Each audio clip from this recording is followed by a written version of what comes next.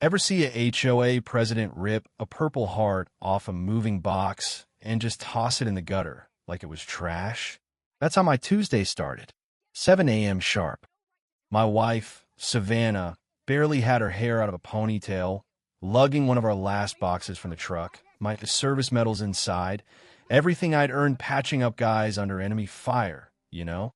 Then here comes Belle Patterson, looking like she's about to run a CrossFit class, HOA badge flashing, chin up, voice louder than a siren. What do you people think you're doing here? She grabs Savannah's shoulder, actually shoves her. Our shadow box hits the sidewalk, glass explodes everywhere, and there goes my Purple Heart, skittering across the concrete like a coin in the gutter. Belle, she just looks down, sneaker up, stomp, right on top of it. And as I'm picking up the pieces, she's already dialing 911, suspicious activity, send police. By the time I stand up, 2 squad cars roll in, lights flickering, neighbors peeking out behind blinds. Officer Rodriguez steps out, and his face changes, like he's seen a ghost. Wait, is that Ghost Viper? He says, my old call sign from 22 years as a Special Forces medic. I thought, here we go. What would you do if someone destroyed your Purple Heart? Comment your state, because this Karen just started a war with Ghost Viper, and she doesn't even know it. Let me back up a second, though, because you gotta know how a decorated war vet like me, Marcus Torres, wound up in a battle with a queen bee like Belle.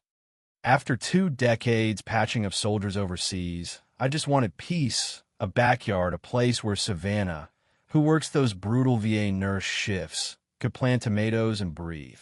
We saved for 8 years to buy a little slice of Willowbrook Estates.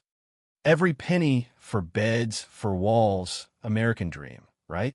The realtor's hands were shaking as she handed us the keys. HOA president's intense. Keep your head down. Should have known that was a red flag. We hadn't even carried in a second box when the first violation showed up. Mailbox wasn't the right blue. Needed to be heritage blue in 10 days, or else. Cost us $127 before we unpacked a fork. Welcome to paradise, I muttered. And that's when I really met Belle. Picture this, 53, platinum bob sharper than razor wire, designer sweats like armor, eyes cold as Wyoming snow, president for 6 years because nobody's crazy enough to run against her. Her husband sits on city council, so she's got power with a capital P. She comes up, all business, Mr. Torres. I swear the way she said my name made it sound dirty.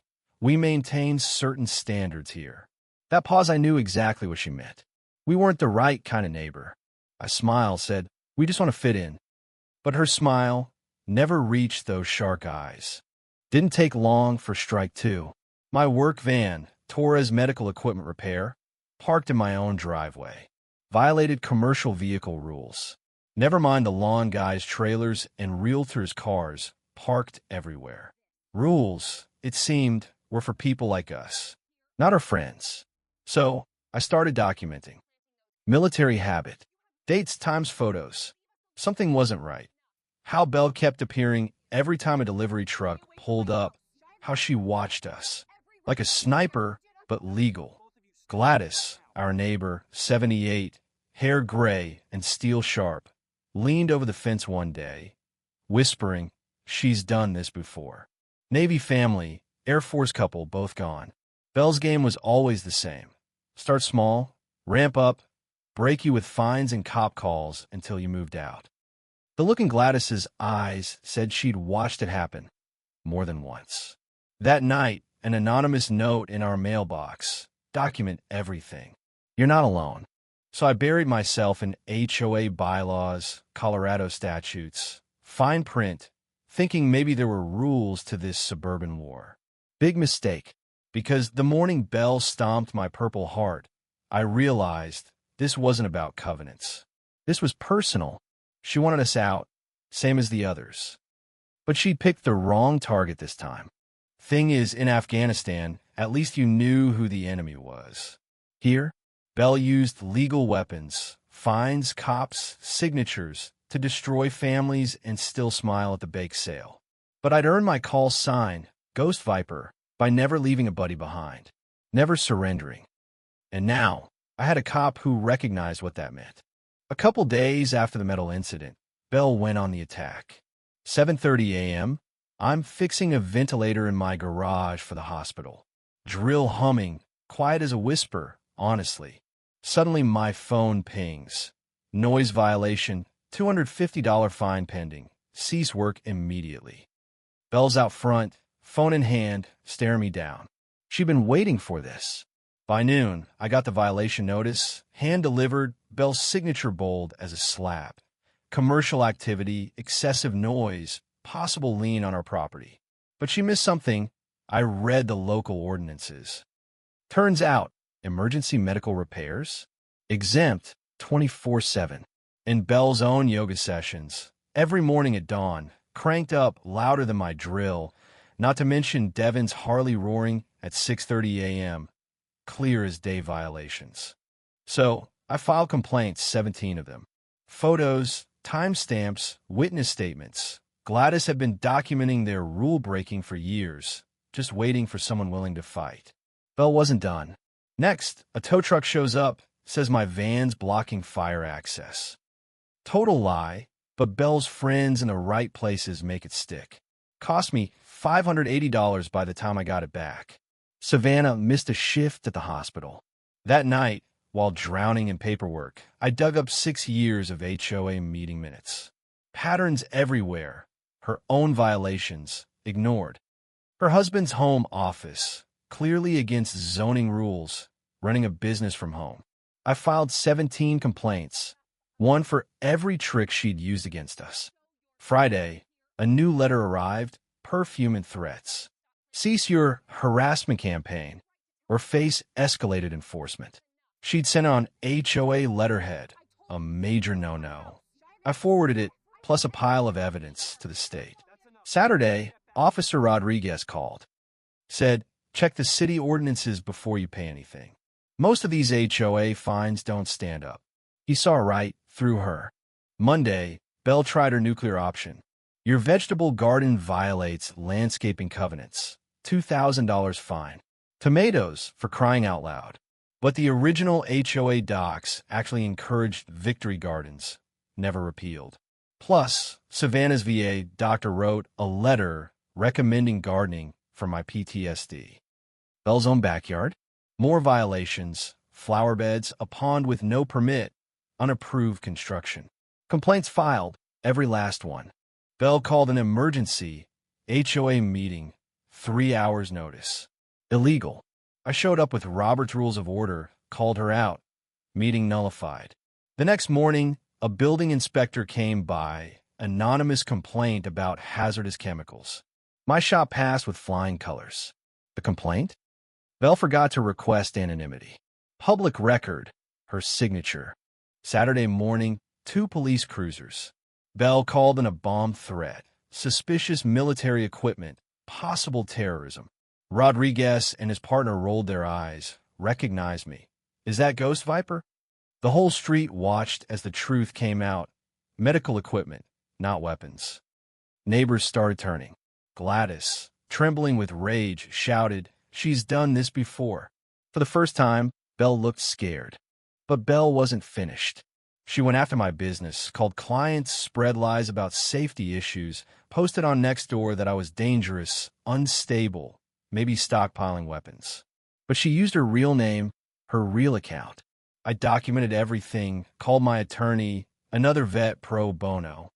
She saw 12 violations of law, minimum. We filed for a restraining order, sued for defamation, sent everything to the state attorney general. Thursday, court. Judge took one look at the evidence. Belle squirming under questions. Did you verify these claims? Silence. Did you contact his employer? More silence. Restraining order granted. But the Pattersons had bigger problems, federal ones. Devin called, offered $50,000 for me to walk away, threatened Savannah's job if I refused. I recorded it. Colorado's a one-party consent state. That, plus public records of back taxes and embezzlement from HOA funds, and all those violations. They had no idea what storm was coming. Rodriguez and I sat in my garage, piles of evidence everywhere. FBI agent Sarah Chun took our files. A public corruption case opened, federal jurisdiction. Suddenly, Belle and Devin couldn't run. I trained my neighbors how to find public records, how to organize, how to document. Social media group, evidence templates, the whole works. Within weeks, every military family in our neighborhood had joined in, every single one ready to testify. Tuesday, 6 a.m., black SUVs lined the street. FBI. Devin arrested for racketeering. Belle for civil rights violations. News vans everywhere. Jasmine Chin's Expose aired that night. 30 minutes of hell for the Pattersons. Every dirty trick, every lie, every victim story. Veterans across the country rallied. Belle tried for one last smear, anonymous flyers, more lies, but the law finally caught up. Court orders, asset forfeiture, city council resignations, new HOA elections. The whole machine dismantled. 6 months later, spring sunshine warmed Willowbrook's first Victory Garden Festival. Where Belle once crushed my purple heart, now we plant tomatoes, laugh, heal. Gladys, our new HOA president at 78, cut a purple ribbon, declared this is for every family terrorized by bullies. Across the country, the Victory Garden Veterans nonprofit spread, helping over 1,000 families. HOA corruption now triggers automatic federal investigations. Belle serves 12 years, teaching GED in minimum security. Devin, heart attack in prison. The protection racket is dust. And what did I learn after all this? Here's the thing nobody tells you. Bullies thrive in silence, in the cracks of the law and the shadows of community apathy.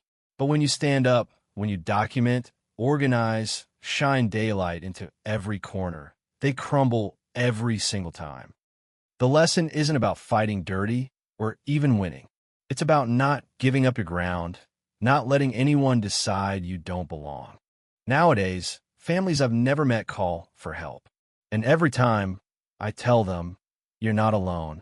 Justice wins if you don't quit. Sometimes I walk past Belle's old house, see kids playing where hatred used to grow, sunflowers where she once spread poison.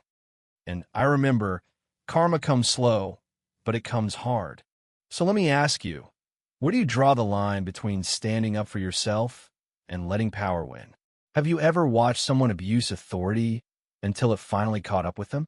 Tell me your story. Drop your state, your wildest HOA tale, your take on justice down in the comments, because I guarantee you there's a whole army ready to fight back, and you just joined it.